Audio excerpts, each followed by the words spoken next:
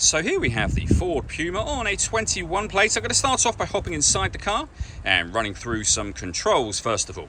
Okay, now that we're inside the car, we're going to start with the dials. Over on the left-hand side, we have the speedometer.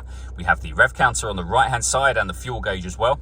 In the center, you can see there's various gauges available there. At the moment, we've got the hybrid gauge, but you can change that for various different bits of information using buttons on the steering wheel. Below that, it will show you what gear this car is in. It's an automatic, of course, so we're in park at the moment. And to the left-hand side of that, the total miles of the car, which are 26,745. If we back out to the steering wheel, we have buttons here to change the information displayed in the center. We've also got our stereo and phone controls. Stereo controls continue on the left, with cruise control and speed limiter as well. And behind the steering wheel, the minus and plus pedals so that you can change down and up a gear manually with this automatic gearbox.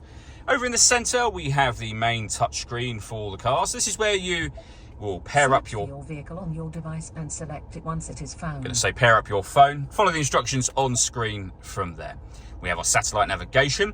There's a full video on our website and on our YouTube channel that shows how the sat nav in this car works. And then lastly, our stereo options. So as you can see, we've got FM and DAB radio, Bluetooth audio, so you can stream your music wirelessly as well. And then working our way down, we have the air conditioning. You can adjust the fan speed, temperature and direction of the air.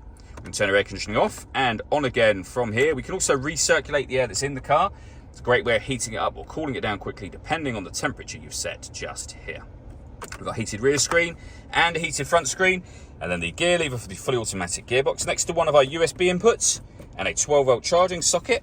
And then lastly, we can turn off the stop and start. This car is designed to cut out when it's stationary in traffic to save you fuel. That system's off when that light shows. Turn our traction control on and off from here. And we can change the driving setup of the car. So you're able to go from normal to eco, sport, slippery, trail, and then back round to normal again. All that leaves me to say is thank you for taking the time to watch this video. If you'd like to come and see this ULEZ compliant car for yourself and have a test drive, please feel free to call either of our MJA sites. We'd love to hear from you soon.